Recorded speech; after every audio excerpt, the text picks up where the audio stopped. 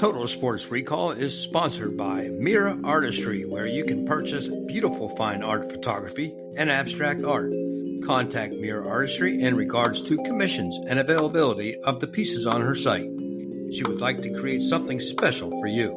For the photography and art lovers in your life, Mira Artistry has the perfect gifts for you. Visit Mira Artistry at www.miraartistry.com. That's MERAARTISTRY.com. MiraArtistry.com.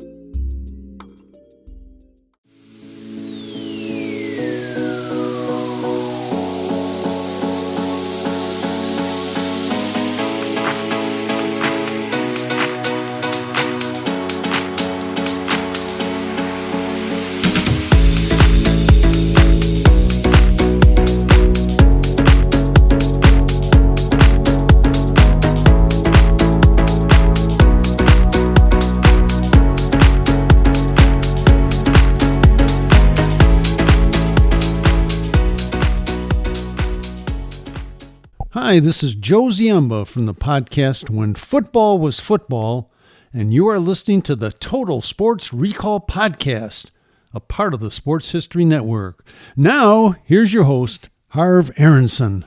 Welcome to Total Sports Recall, and this is your host, Harv Aronson, and this is a special edition. In this episode, we look back 50 years ago with sports headlines and events from 1974. We begin with the obvious, the Super Bowl. 50 years ago in 1974, on January 13th, it was just the 8th Super Bowl in history, Super Bowl VIII, and it pitted the AFC champion Miami Dolphins playing the NFC champion Minnesota Vikings. Miami was coming off the only undefeated season in NFL history that resulted in a Super Bowl victory over the Washington Redskins by a score of 14-7. It was no contest as Miami repeated as world champions in a blowout 24-7. The game was played in Rice Stadium, and Larry Zonka led the way for the Dolphins with 2 touchdowns. His backfield mate, Jim Kick, added another touchdown, and Miami's defense allowed just 72 yards rushing, while Zonka on his own gained 145 yards on the ground, averaging 4.39 yards per carry. Due to the success of the running game, Miami quarterback Bob Greasy threw the ball just 7 times. Following Super Bowl VIII, several newsworthy items did take place. Specifically, on January 29th, the NFL draft began, a 2-day process of the annual collegiate selection process. For the Pittsburgh Steelers fans, this draft was historic, not just for the NFL, but also for the Steelers. Looking back, they had 4 draftees in the process taken by the Steelers, along with 1 undrafted free agent rookie. All are now in the Pro Football Hall of Fame. Lynn Swann was drafted in the first round. In the second round, Jack Lambert became a Steeler. Incredibly, lasting until the 4th round was John Stallworth. Even more amazing is Iron Mike Webster being passed by until the 5th round when the Steelers nabbed him, and he became perhaps the best center in the history of the league, and not drafted, but who became one of the best safeties and special teams players ever was Donnie Shell, and he joins the previous 4 with a yellow jacket in Canton, Ohio. The very first overall pick in the 1974 draft was by the Dallas Cowboys, who in a trade with the Houston Oilers selected Ed Too Tall Jones. In 1974, there was an unthinkable 17 rounds of drafting, and that year's Mr. Irrelevant, just as Brock Purdy, a current NFC champion quarterback was Ken Dickerson, taken by the world champion Dolphins with the 442nd pick overall. Dickerson was a defensive back from Tuskegee University, and he failed to make the team, while Purdy, who could become the first Mr. Irrelevant quarterback to win a Super Bowl next weekend. On February 8th, quarterback Virgil Carter, who was on the San Diego Chargers in 1974, left the NFL for the World Football League. On March 31st, Larry Zonka, Paul Warfield, and Jim Kick all jumped ship from Miami and signed with the Toronto franchise in the World Football League. The new league held a 6th-round draft on March 19th, which included the Steelers' own Terry Hanratty. He declined that draft pick and signed a new deal with the Steelers. To show how much has changed in 50 years, The minimum salary back then was $12,500. In 2023, the minimum rookie salary was $750,000. In other sports lines from 1974, the World Cup was held, and in the final, West Germany outlasted the Netherlands 2-1, winning the cup on home turf. In college basketball, Notre Dame snapped UCLA's 88-game winning streak, and in tennis, 19-year-old Chris Evert won the French Open and then shortly after, the Wimbledon title. In 1974, Jimmy Connors won 3 Grand Slam titles in tennis. In golf, Gary Player won the Masters and the U.S. Open. Lee Trevino took home the PGA Championship title. In cycling, at the Tour de France, Eddie Merckx became the yellow-shirted champion. In Major League Baseball, the Oakland A's won the World Series for their 3rd consecutive championship. And back to football, in the New World Football League, the Birmingham Americans won that league's first ever title, beating the Florida Blazers 22-21. And in 1974 in baseball, Frank Robinson became the first African-American manager of a Major League Baseball team, named as the Cleveland Indians skipper. On June 4th, one of the worst events in Major League Baseball took place when the Cleveland Indians held the promotion 10-cent beer night, which expectedly led to thousands of drunk fans who stormed the field, causing a forfeit of the game to the Texas Rangers. If you Google that event, you'll learn about the ugliness of what took place.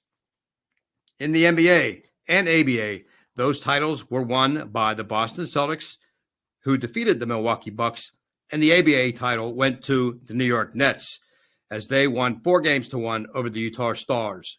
New York was led by Julius Dr. J. Irving. In boxing, on October 3rd of 1974, the Rumble in the Jungle took place as Muhammad Ali upset George Foreman and Kinshasa Zaire in Africa, knocking out the defending champion in the 8th round as Ali presented to the world his rope-a-dope strategy. Foreman had previously knocked out Ken Norton in the 2nd round on March 26th. Also in boxing, on February 9th, the great Carlos Monzon knocked out Jose Napoles in the 7th round to retain his world middleweight title. The still existing Canadian Football League, that exists still today, crowned their champion in 1974 as the Montreal Alouettes, who won the Grey Cup, winning the league title with a victory over the Edmonton Eskimos 20-7. In horse racing's Triple Crown, the Kentucky Derby went to Cannonade, the Preakness to Little Cement, and who also won the Belmont Stakes. The Stanley Cup in the NHL was won by the Broad Street Bullies, the Philadelphia Flyers, in 4-2. The Boston Bruins were the losers in that series.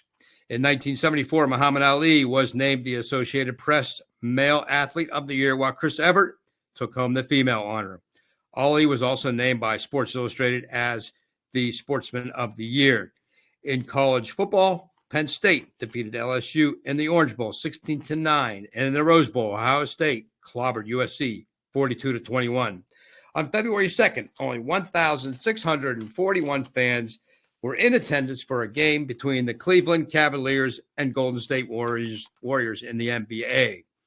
On March 9th, North Carolina State won the NCAA title, defeating Maryland in the March Madness tournament 103-100, which went into overtime.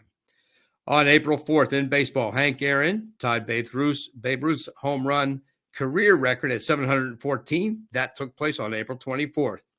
The Tampa Bay Buccaneers joined the NFL in 1974. The Indianapolis 500, the winner there, Johnny Rutherford. On June 14th, Nolan Ryan struck out 19 Red Sox batters in a 15-inning game. He repeated the feat on August 12th, and this time again against the Boston Red Sox, and this time it only took him 9 innings of work while he walked only 2 batters. On August 12th, Mickey Mantle and Whitey Ford became the first ever teammates to be inducted into the Hall of Fame on the same day. On September 10th, Lou Brock tied and then broke the single-season stolen base record with numbers 104 and 105. On September 28th, Nolan Ryan was at it again, this time his 3rd career no-hitter as he beat the Minnesota Twins 4-0. On September 29th, Norbert Sander won the New York City Marathon On October 18th, the Chicago Bulls, Nate Thurmond made NBA history with the first ever quadruple double when he scored 22 points, had 14 rebounds, dished out 13 assists, and had 14 block shots. 1974, Billy Martin was the American League Manager of the Year.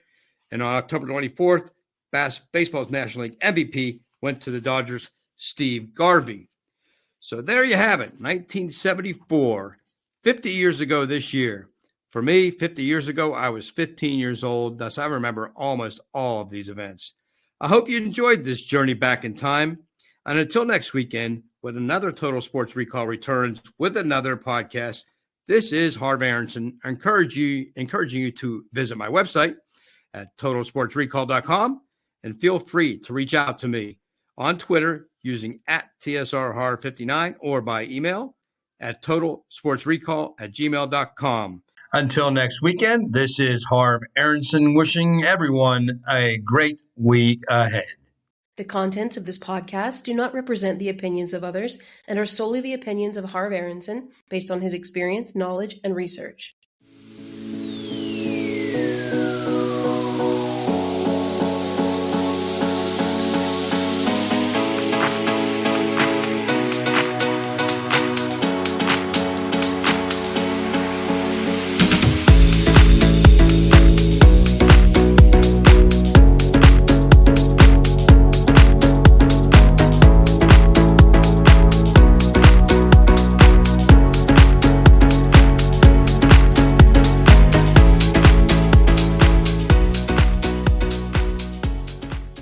Hello, friends. This is Darren Hayes of PigskinDispatch.com. Before we take you to your favorite Sports History Network show, just want to tell you a little bit about some merch that you can pick up that represents your favorite SHN podcast. So far, there's t-shirts, coffee mugs, and even books from some of the authors that do podcasts right here on SHN. Who could buy something better than that than have the history right from the gentleman that you hear talking about it? But we also are adding things each and every day. And where's that store, may you ask? Well, it's at sportshistorynetwork.com. Up at the top, there is the SHN merch button. Click on that. It'll take you right to the store, and you can be representing your favorite podcast and show the world that, hey, on the swag that I'm using, it's the headquarters of sports yesteryear, Sports History Network, and my favorite podcaster, the Sports History Network store. Shop there today.